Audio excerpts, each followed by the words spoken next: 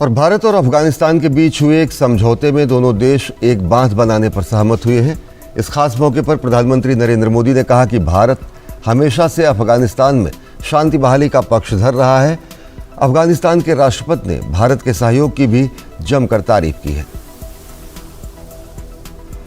ये समझौता है दो पुराने दोस्त देशों की दोस्ती को और मजबूत करने का। भारत लंबे समय से अफगानिस्तान के पुनर्निर्माण में सहयोग दे रहा है और मंगलवार को दोनों देशों ने इसी पुरानी दोस्ती को आगे बढ़ाते हुए शहतूत बांध के निर्माण का समझौता किया। भारत और अफगानिस्तान के बीच मंगलवार को आयोजित वर्चुअल समिट में दोनों देशों के विदेश मंत्रियों ने सहमति पत्र पर हस्ताक्षर किए।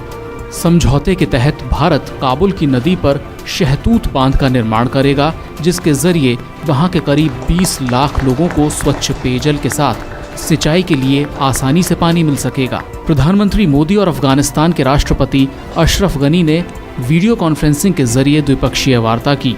वर्चुअल समिट के दौरान पीएम मोदी ने भारत अफगानिस्तान की दोस्ती को याद किया और वहां के लोगों को भरोसा दिया कि भारत उनके साथ कंधे से कंधा मिलाकर खड़ा है। पीएम मोदी ने अफगानिस्तान में हिंसा में निर्दोष नागरिकों को निशाना बनाए जाने पर चिंता जताई और कहा कि क्षेत्र में शांति के लिए हिंसा का बंद होना जरूरी है।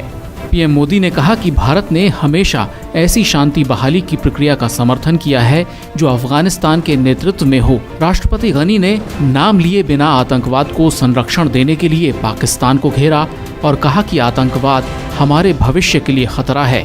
अशरफ गनी ने अफगानिस्तान और काबुल के नागरिकों की तरफ से भारत को पानी के उपहार के लिए धन्यवाद दिया और कहा कि भारत की मदद से चल रहे सैकड़ों प्रोजेक्ट अफगान नागरिकों की जिंदगी बदल रहे हैं। उन्होंने भारत की ओर से अफगानिस्तान को दी गई 5 लाख वैक्सीन का भी जिक्र किया और भारत को अफगानिस्तान की विकास यात्रा का सच्चा साथी करार दिया। गौरतलब है कि भारत पिछले करीब 2 दशकों से अफगानिस्तान के विकास के प्रमुख साझेदारों में रहा है। भारत पहले भी अफगानिस्तान के हेरात प्रांत में सलमा बांध बना चुका है। भारत ने अफगानिस्तान की संसद का भी निर्माण किया है। अफगानिस्तान में कृषि, स्वास्थ्य, शिक्षा जैसे अनेक सेक्टरों में भारत विभिन्न परियोजनाएं चला रहा है। कोविड काल में भी भारत ने हर तरह से अफगानिस्तान की मदद की है। 2 दिन पहले ही भारत की ओर से अफगानिस्तान को कोविड-19 वैक्सीन की खेप दी गई है। इन सब के माध्यम से भारत और अफगानिस्तान की दोस्ती और मजबूत हो रही है।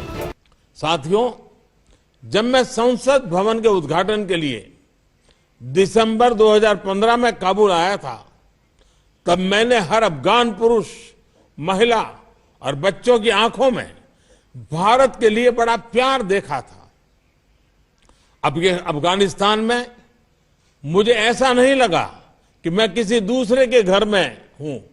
मुझे ऐसी अनुभूति हुई थी कि खाने खुद अस्त ये अपना ही घर है।